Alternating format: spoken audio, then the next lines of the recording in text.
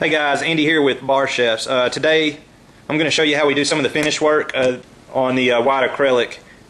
Here you can see, unfortunately you can't see the before, but this was a seam or a cracked piece of acrylic here, and we fixed it using a two-part cement system. Here you can see it's already been poured and it's already dry, so that is not wet right there. That's nice and hard. It's been cured for a couple days, okay? So I'm just going to walk you through the process of finishing it. There was a pretty good crack here, and you can see that it's 100% above the surface. If it would have been still like dimpled in the center into the crack, or there would have been any shallow areas, I would have needed to build that up first before I proceed to the finishing part. What I'm starting with is a high or a low grit sandpaper, and I'm going to move up to higher and higher grit as I start to finish, and eventually into wet sanding and then to polishing. So that's kind of the big picture. I'm going to start with a 120. So I'm just going to sand it until it's about a 30. Try to focus most of your pressure as well onto this bead that you're sanding down. What I mean by that is not to dig in at an angle like this or this into the acrylic, because you'll put some pretty good abrasions into the area around it.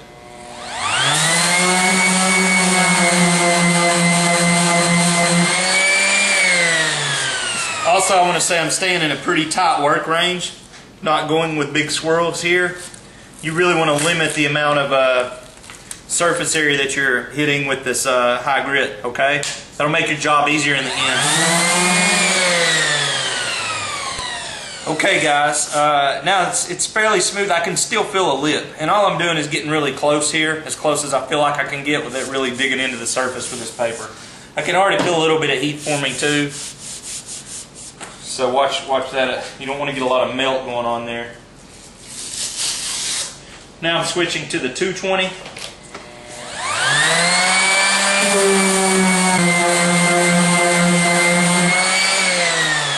Now my goal here with the 220 is I'm actually going to sand until it feels smooth with my finger.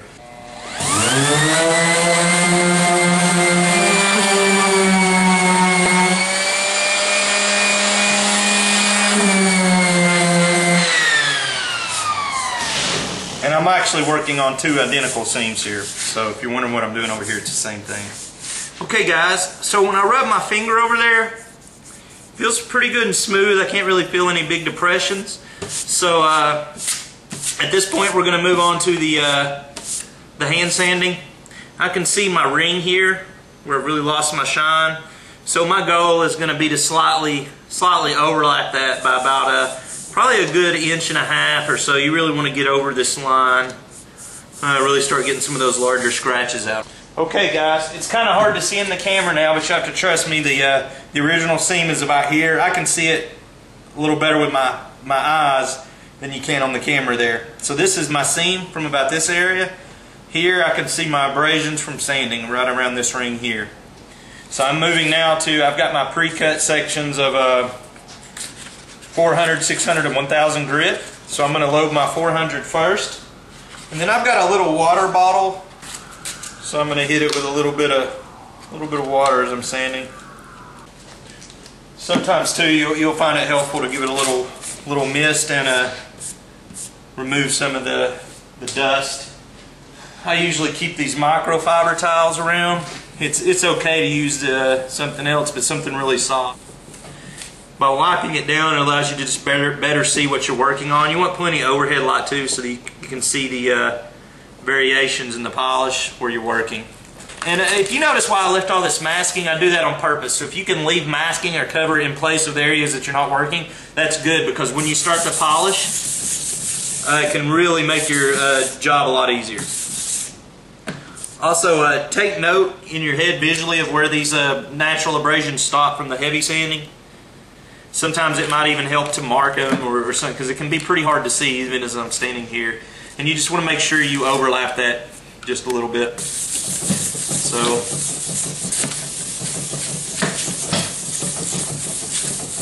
I don't have the most sturdy table either. It'd probably help for you to have a more steady work surface, so keep that in mind.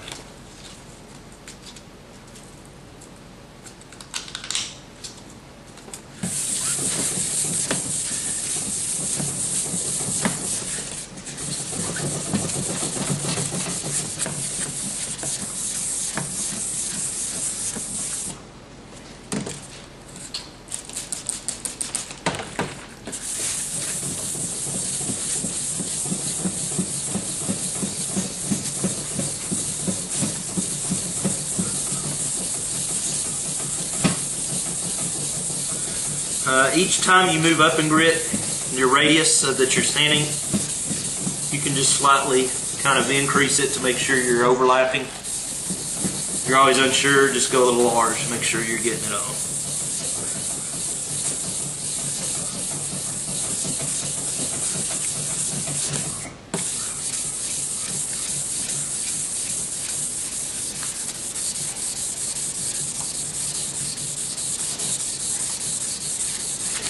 It may seem like you've done it enough, but my suggestion is to just keep doing this for a while. You don't want to get to the end and find out that you've left some of the deeper scratches in.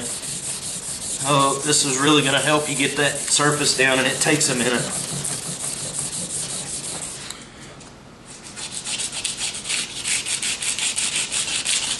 Depending on the surface you're working on,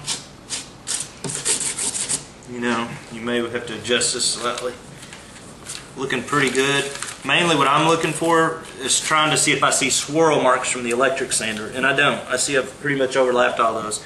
So I'm going to go ahead and move on. I'm going to switch it over to my 600 now. Okay.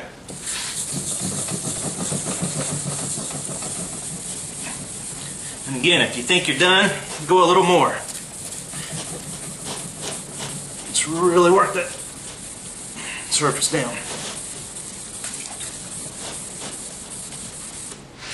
I don't know how well, again, the camera shows this.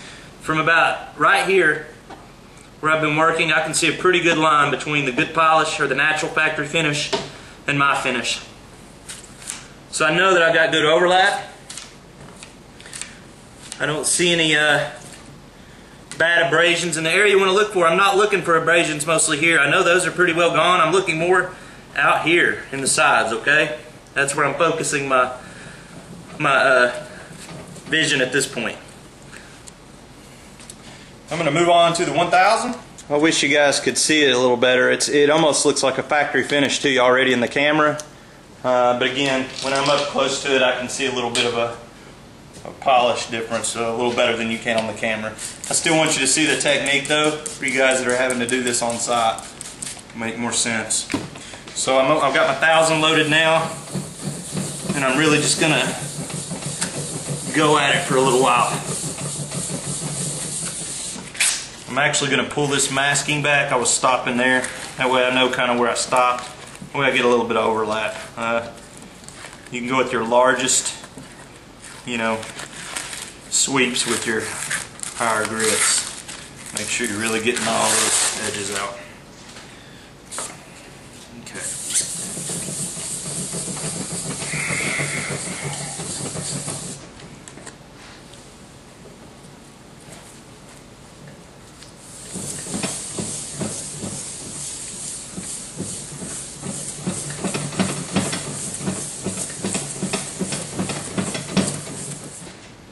Now I still got a little haze from the water, so I want to kind of let that dry for just a second. Get that haze off so I can see the surface just a little better. I can see where I've left off with my 1000 grit, which is a much bigger radius than when I originally started with the heavy stuff. I know that I've really hit this. What I'm trying to say, see if I can get my point across. When I was originally sanding with the heavy grit, I was going in this area, so I know I might have some naturally large abrasions in here and here. Okay, so when I say overlap, I mean I gradually worked my way out farther and farther to definitely get all these large pits out around it. That's what you're going to be worried about, is these marks, not this mark, surprisingly. Okay, this seam is actually your easiest part. I've done that pretty well. When I put my head down here and get the light to reflect, I can see that I've overlapped. I can see the dead area where I've left off. I can kind of see the reflection of the light stopping where the finish stops. So now we're going to move on to the polishing. You will need a high-powered polisher. So we've got one here. We use got a little Ryobi polishing bonnet. Usually like to swap these out because I'm starting with the Novus number 3. You can see I've already applied it. There it is. Just put you a decent amount on. You just don't want to run out. It can get a little messy.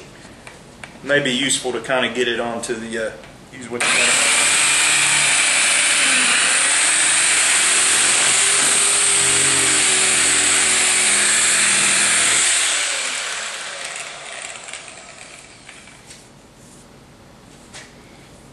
again here, your goal is to kind of slightly enlarge your area. I'm going to hit it one more time with this number 3.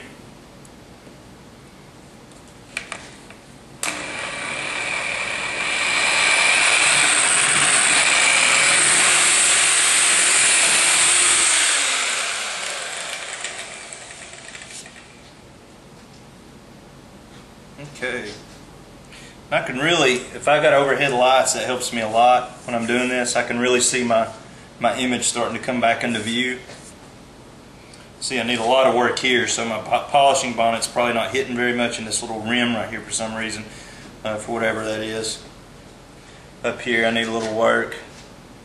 So I'm going to try to focus on this area here. All the way down it seems like it's just not getting a good hit. So.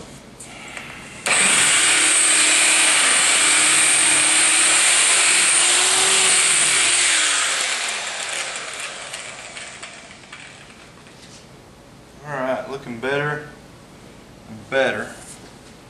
Really started to clean that up a little. Now we're going to move on to our number 2, which is our fine scratch remover. Not coming out of my bottle very well, but this time I can make sure to remember where my bad areas are.